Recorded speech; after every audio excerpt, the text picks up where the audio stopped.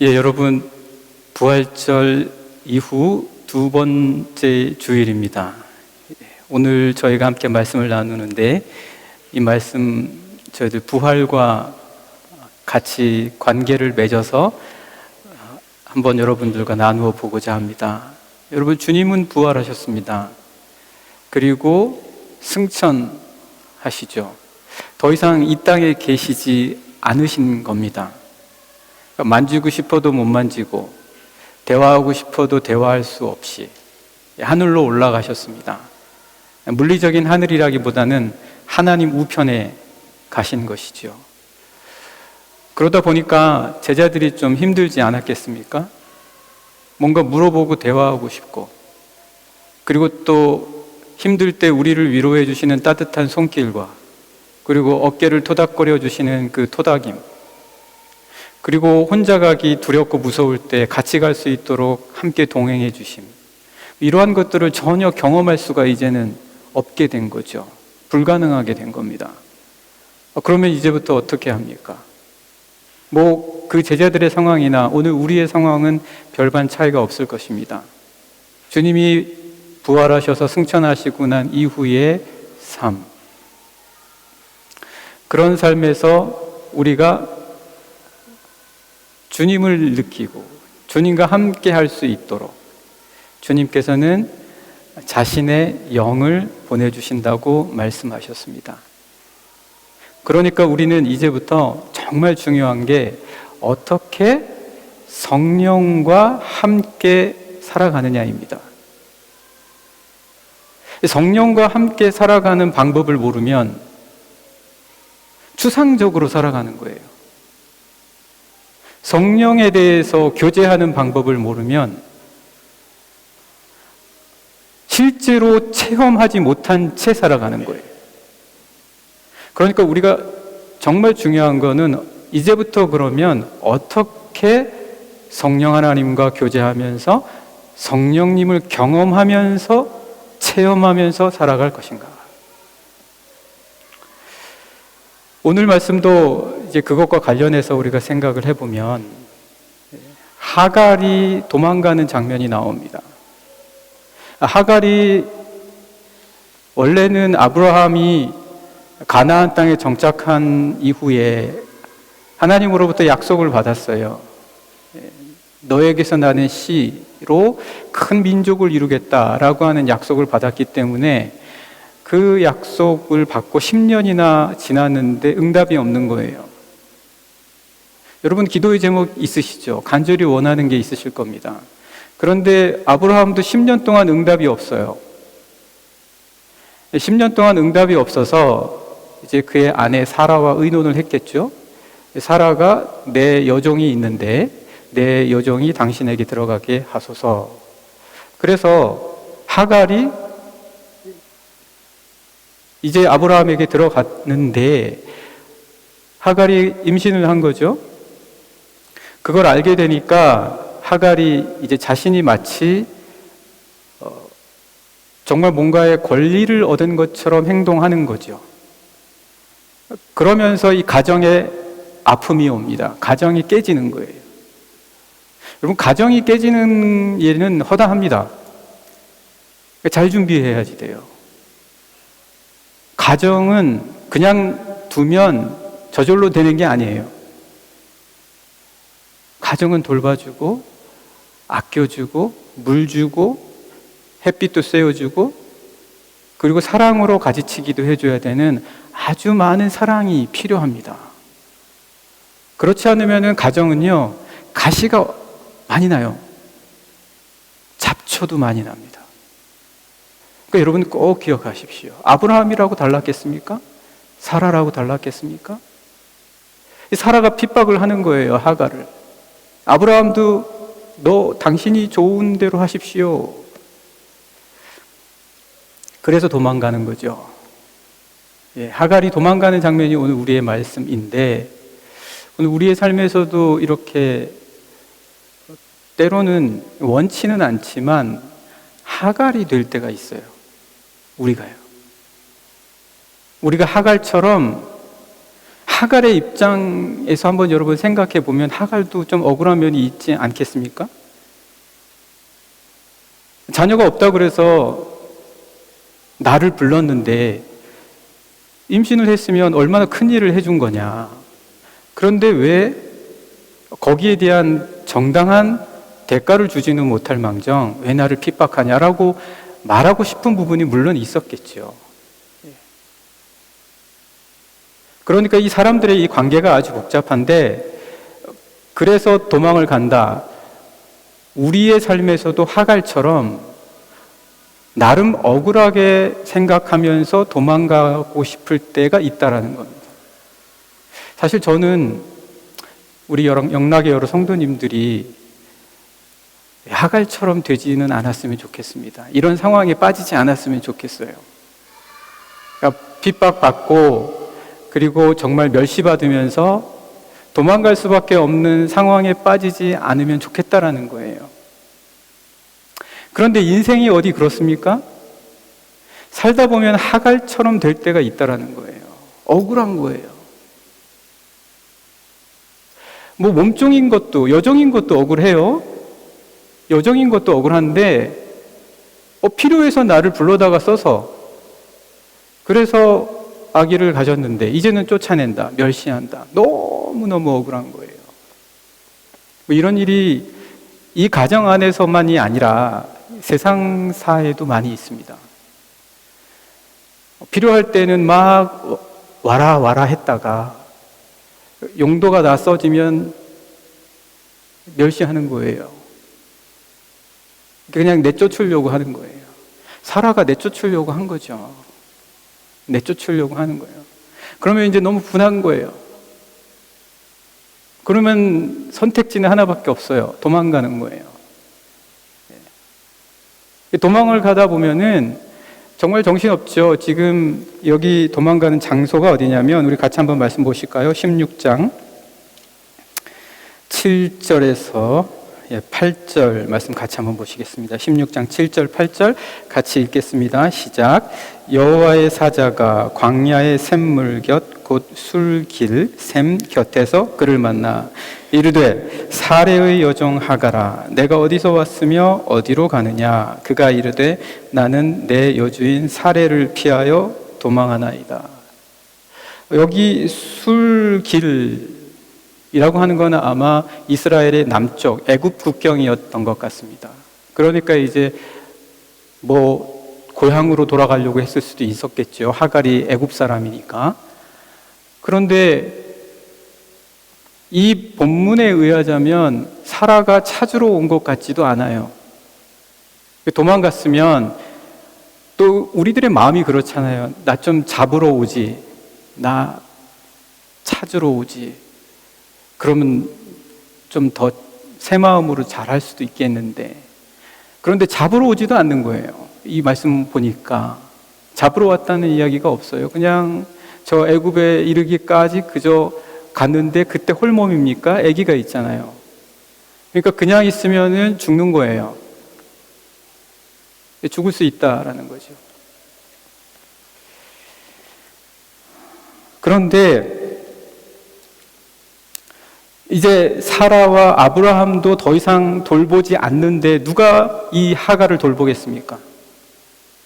하갈은 의지하고 기댈 수 있는 사람이 더 이상 없는 거예요. 버려진 거죠. 도망가게 됐다라는 것이. 뭐 돌아가는 길을 몰랐겠습니까?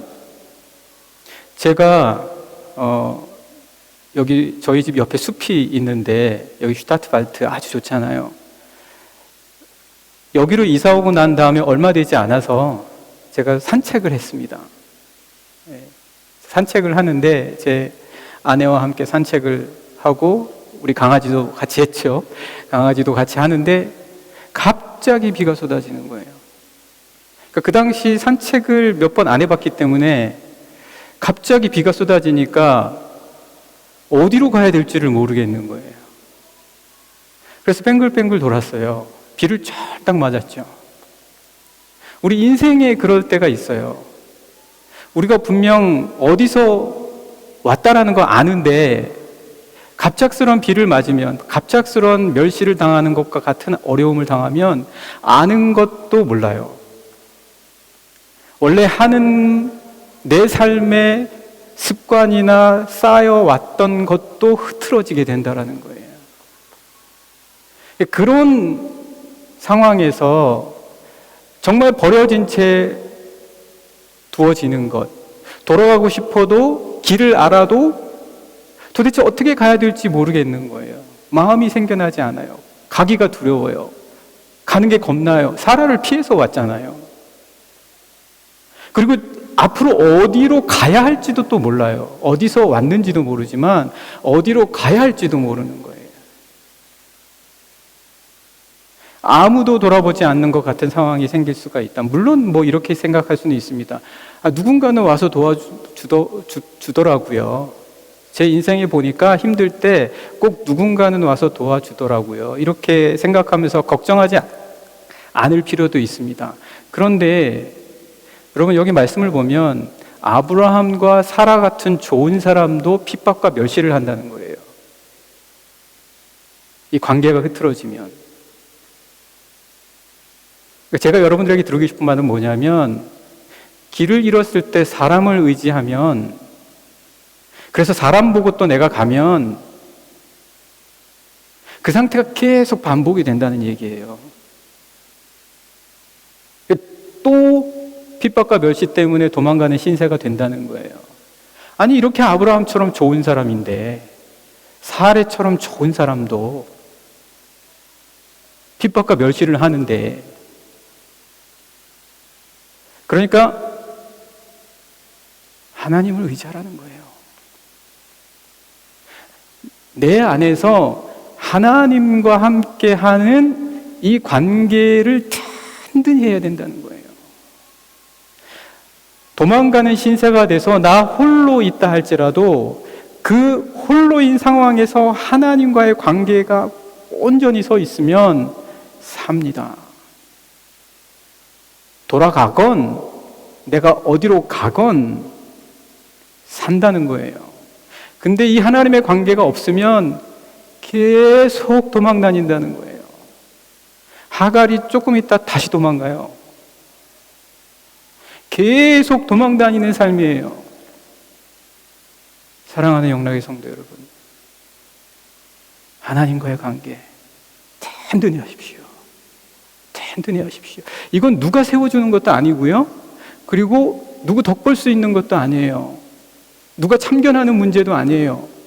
제가 도와줄 수 있는 문제도 아니에요. 여러분 스스로가 할 수 있는 겁니다. 주 하나님 성령님의 은혜로. 그래서 우리가 교회가 뭡니까? 교회가 그것 때문에 있는 거예요. 뭐 다른 데 가서 어떻게 하나님과의 관계를 위해서 우리 큐티합시다. 기도합시다. 기도할 시간 만들어 드릴게요. 공간도 열어놓겠습니다. 모임을 갖도록 하겠습니다. 어디서 하나님과의 관계를 맺으라고 이렇게 하겠습니까? 여러분, 우리가 건강할 때, 영적으로 강건할 때 반드시 하나님과의 이런 관계를 든든히 세워놓으셔야 됩니다. 하나님이 사라와 아브라함도 돌아보지 않고 내쫓아버린 하갈에게 찾아오신 거예요. 이 말씀이 주는 의미는 하나님만이 한 영혼을 사랑하시고 감찰하신다는 거예요. 여기를 하갈이 뭐라고 얘기했습니까? 부엘 라헤로이, 감찰하시는 하나님. 나를 살펴보시는 하나님. 나를 눈여겨보시는 하나님. 하나님밖에 정말 내가 어려운 가운데 도망가는 상황과 순간에 과연 누가 나와 함께 하실 것인가? 과연 내가 누구를 의지할 것인가? 네, 이렇게 하나님께서 이 하갈을 돌봐주시고 감찰하셨다. 우리 영락의 모든 성도님들 꼭 기억하시기를 바랍니다. 자, 그럼 이제 어떻게 할까요? 도대체 이 상황에서의 해결 방법은 뭘까요? 말씀 같이 한번 보실까요? 네, 9절 말씀, 9절 10절, 9절 말씀 같이 보시겠습니다. 시작. 여호와의 사자가 그에게 이르되 내 여주인에게로 돌아가서 그 수하에 복종하라. 할 수 있겠습니까, 하갈이? 지금 바로 도망와서 아직도 그 원한과 서름이 가득할 텐데 어떻게 거기 돌아가라는 말이에요? 이게 해답입니까?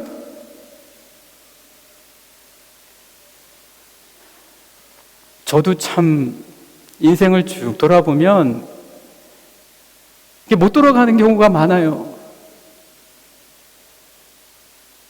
다시 못 보겠는 거예요. 그런데 여기 하갈에게 이런 말씀을 주셨다는 거죠. 어떤 사람이 그러더라고요. 자기는 군대에 가서 아니 빨리 좀 사격도 하고 싶고 정말 군인다운 훈련을 받고 싶은데 들어가자마자 계속 시키는 훈련이 앞으로 가, 뒤로 가, 좌로 돌아, 우로 돌아 계속 이것만 시키더라는 거예요. 왜 이것만 시키냐는지 정말 자기는 정말 나중에 알았대요. 나중에.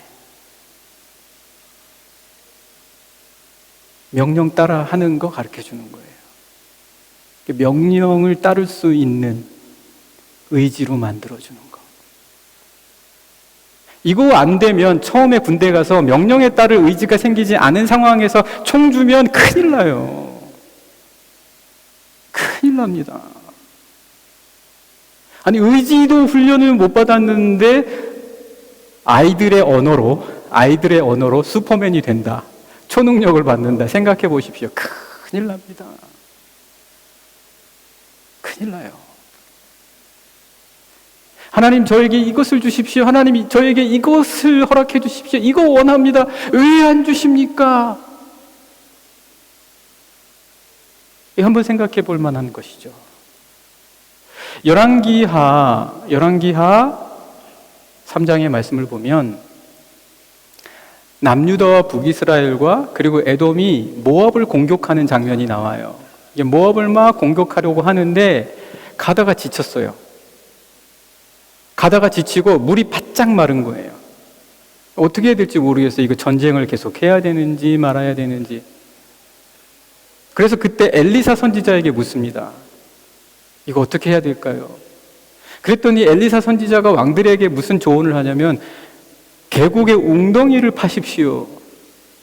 웃길 일 아닙니까, 여러분?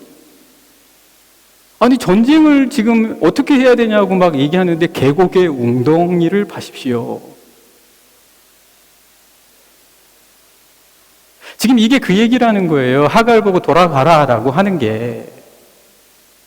이게 우리 인간의 어떤 내 상황에서 똑같이 비교할 수는 없습니다. 뭐 다시 돌아가야 된다. 이 말을 제가 드리고자 하는 게 아니에요. 제 말의 포인트는 의지예요. 이 왕들이 아니 웅덩이를 파? 도대체 이게 무슨 말이야? 하고 웅덩이를 안 파보세요. 왜요? 직접적인 관련은 없거든요. 직접적인 관련은 없는데 엉뚱한 것 같은데 나에게 그거를 말씀하신다. 아니 무슨 큰 사고가 났습니다 그랬더니 기도하라 그랬더니 야, 참 크리스찬들은 허무맹랑한 진짜 비이성적인 사람들이다 라고 하잖아요. 지금 이때 기도해야 될 때냐 그렇게 말하지 않습니까?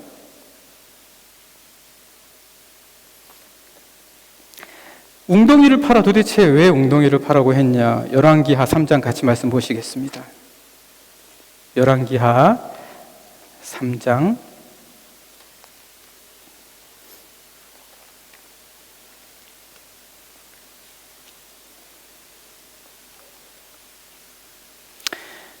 3장 22절 말씀 읽겠습니다. 열왕기하 3장 22절 같이 읽겠습니다. 시작. 아침에 모압 사람이 일찍이 일어나서 해가 물에 비침으로 맞은편 물이 붉어 피와 같음을 보고 이르되 이는 피라. 틀림없이 저 왕들이 싸워 서로 죽인 것이로다. 모압 사람들아 이제 노력하러 가자 하고 전쟁하러 갔다가 다 졌다라는 거예요. 하나님께서 웅덩이를 파라고 하실 때 엉뚱하게 생각했는데 그게 이런 결과를 가져오더라라는 거예요. 여러분, 우리가 왜 우리 예배가 소중합니다라고 말하는 이유가 뭡니까? 왜 우리가 신앙생활에 대한 이야기를 늘 이렇게 여러분들에게 합니까? 어거스틴이 저 카르타고에 살았지만 밀라노로 왔잖아요. 그죠? 로마로 왔다가 밀라노로 갔어요. 밀라노에서 회심을 합니다. 밀라노에서 회심했던 장소가 교회 옆 정원이에요. 그러니까 아텐이에요. 자기 집에서 얼마 멀지 않아요. 근데 그가 회심할 때 그 정원까지 간 상황을 이렇게 묘사해요. 이 길이 왜 이리 멀었던가? 내 집에서 이 정원까지는 불과 얼마 되지 않는데 이 길까지 오는 게 왜 이렇게 멀었던가? 내 발자국으로는 얼마 되지 않지만 내 의지의 거리가 너무 멀었다. 어거스틴이 그렇게 얘기합니다.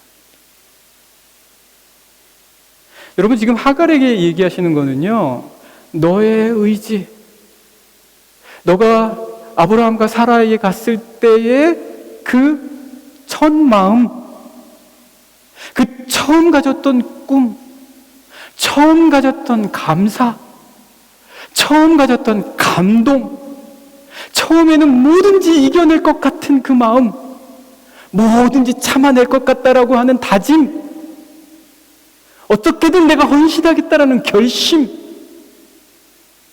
의지를 회복시키시는 거예요. 지금 왜냐하면 하갈은 의지가 다 떨어졌어요. 절대 사라에게는 복종하고 싶지 않아요. 그러나 하나님께서는 그 의지를 지금 회복시키시고자 하시는 것입니다. 그래서 9절과 같이 그렇게 말씀하신 거예요. 그런데 여러분, 이거를 믿어야 합니다. 웅덩이를 팔아? 열왕기서의 말씀처럼. 갑작스럽잖아요. 그래서 안 듣게 될 수도 있어요. 다시 돌아가라? 어찌됐든 상황이야 다 다를 수 있으니까 못하겠는 거예요. 그럼 어떻게 하냐? 안 듣는 거죠. 그러나 우리가 반드시 꼭 기억해야 될 것은 하나님께서 우리의 문입니다. 문. 여러분, 문 아시죠? 튀어. 독일어로 튀어. 문. 열고 들어가기 전까지는 몰라요. 우리 요한복음 말씀 잠깐 한번 보실까요? 요한복음 말씀 함께 같이 보시겠습니다. 요한복음 10장 9절 말씀입니다. 요한복음 10장 9절 말씀 같이 한번 우리 읽어볼까요? 10장 9절 말씀 같이 읽겠습니다. 시작. 내가 문이니 누구든지 나로 말미암아 들어가면 구원을 받고 또는 들어가면 나오며 꼴을 얻으리라. 여러분, 주님은 우리의 문입니다. 주님이 우리에게 주시는 기도와 묵상과 이 예배와 사랑의 교제를 통해서 받는 그 힘과 격려, 그리고 이 말씀의 지혜와 묵상의 깊이, 성령의 이끄심, 인도하심을 통해서 우리에게 문을 만들어 주시는 거예요. 다시 말하면 새로운 세계로 들어갈 수 있는 의지로 준비시켜 주시고 예비시켜 주신다는 거예요. 하갈에게 그걸 말씀하시는 거예요. 그래서 어떻게 말씀하십니까? 11절부터 같이 한번 보실까요? 10절, 우리 오늘 본문에 창세기 16장 10절 말씀부터 같이 읽겠습니다. 시작. 여호와의 사자가 또 그에게 이르되 내가 내 씨를 크게 번성하여 그 수가 많아 셀 수 없게 하리라. 여호와의 사자가 또 그에게 이르되 내가 임신하였은즉 아들을 낳으리니 그 이름을 이스마엘이라 하라. 이는 여호와께서 내 고통을 들으셨음이니라. 그가 사람 중에 들나귀같이 되리니 그의 손이 모든 사람을 치겠고 모든 사람의 손이 그를 칠지며 그가 모든 형제와 대항해서 살리라 하니라. 지금 하갈이 살 수 있는 방법은 어떻게든 이 아이를 낳아야 되는 거예요. 이 아이를 낳지 못하면 하갈은 죽어요. 그러나 아이를 낳으면 문을 열고 새로운 세계로 들어가는 것처럼 하나님께서 예비하신 새로운 세계가 있다는 거예요. 이 새로운 세계가 물론 이스마엘과 그리고 아브라함의 씨 이삭의 자손과의 갈등이었다 할지라도 그리스도 예수를 통해서 모두가 약속의 씨앗이 되는 놀라운 은혜를 예비해 놓으십니다. 그래서 우리는 우리의 의지가 하나님 앞에 온전히 그 말씀에 움직일 수 있도록 항상 우리는, 그리고 그 의지가 우리의 삶의 새로운 문이 된다라는 믿음의 확신을 가지고 항상 우리가 우리의 영혼을 잘 예비하고 준비해야 될 줄 믿습니다. 어디로 도망가신 적이 혹시 있습니까?